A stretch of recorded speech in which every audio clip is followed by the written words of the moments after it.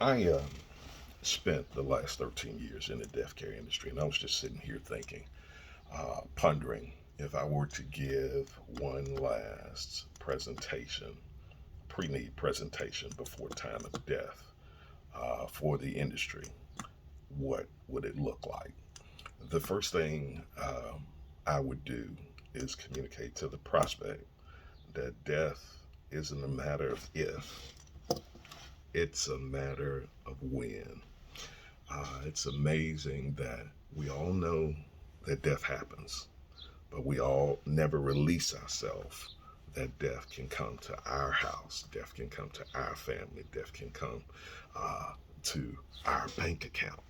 It's amazing that we only release and we know the inevitability of death, but we really put more time, we spend more time thinking about the end of the month's bills than we do about the end of our lives.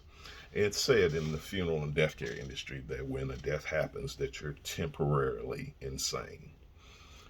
Why would you want to make drastic financial decisions that can affect you for multiple years to come before you recover while you're temporarily insane? I knew a gentleman whose brother didn't do what he was supposed to do. Brother just lived and said they can just put me in a pine box. Well, brother didn't want his brother to be put in a pine box. He wanted his brother to be buried. So he goes against his own personal credit, goes to his credit union, and he gets a loan to bury his brother. 24-month loan. Now, the first 3 months you feel very noble, but come time around payment 11 and they're taken out of your check, you're sitting there wondering, he shared with me that brother really messed him up. There are things that an unplanned funeral can affect you for ages to come. I mean, there are so many expenses not associated with it. The family that comes, uh, Junebug's baby sister's best friend's grandmother's cousin who does your obituaries and messes them up, and then you got to pay somebody at the last minute for more.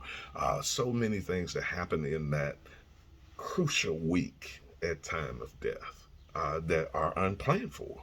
So it's best to do it while you're sober, while you're lucid, while you have your wits about you.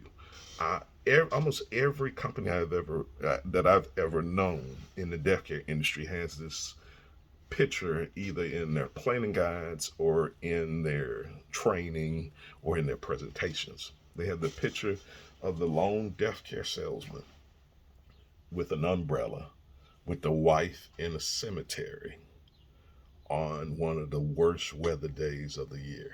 Well, believe it or not, that's not fiction. I've stood with multiple women in the same situation and their lament. We talked about this for years. We just never did it. And now he's not here with me to plan. Because everybody wants to plan for a funeral or burial or the end of their life on this day that I like to call perfect day. The day where the garage gets fixed.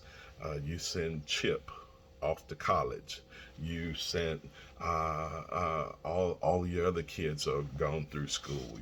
You fixed your house up. The car is paid for.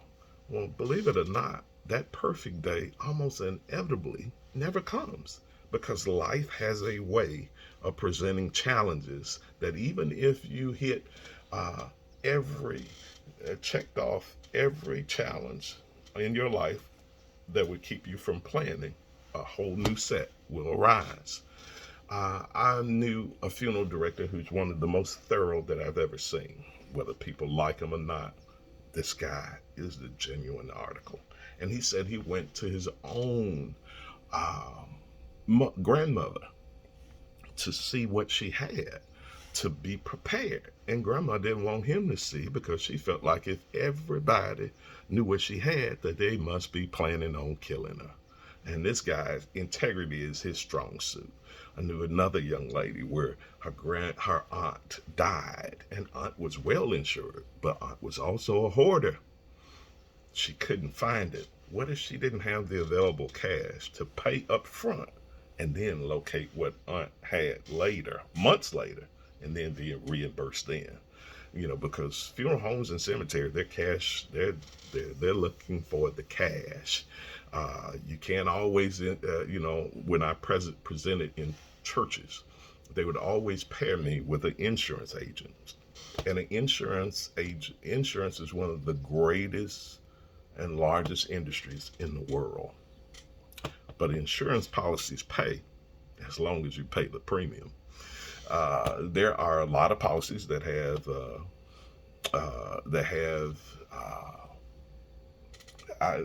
provisions to where if you paid up so much that they'll pay the rest, but there are a lot that don't.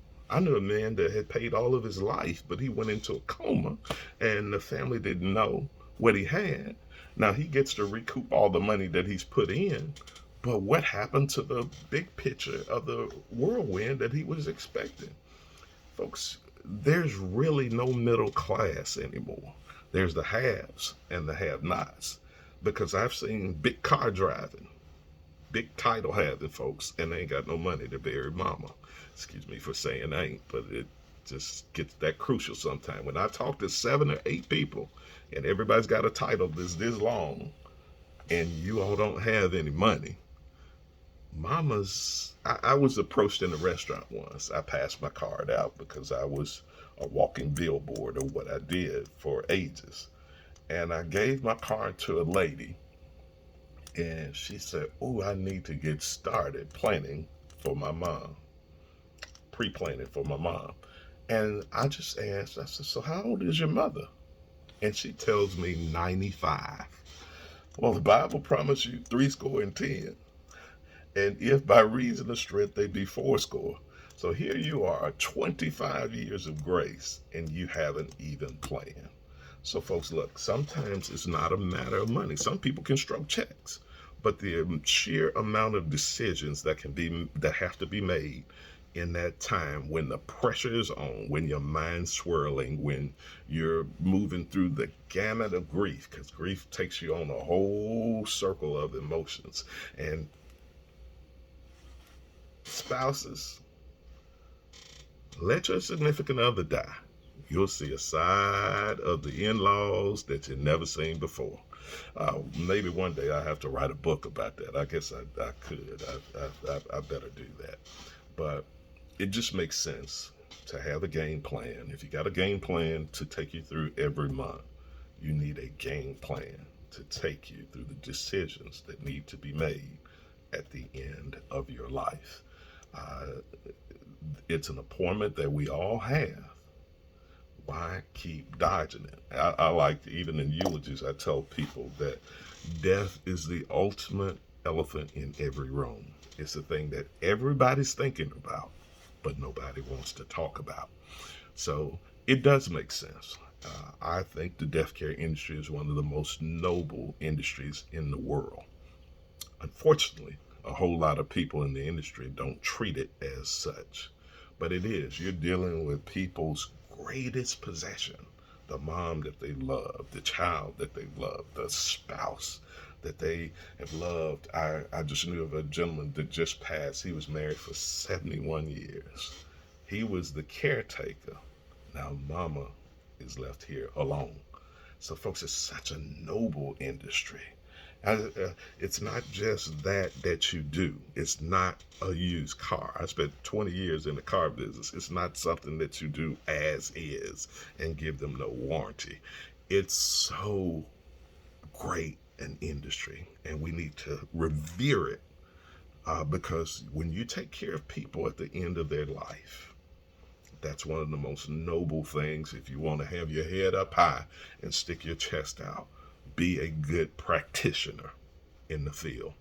I just pray that everybody would have that way. Sometimes we're so profit driven, so moment driven, so decisions, and we look at the big picture, but we never need to forget the family that we serve.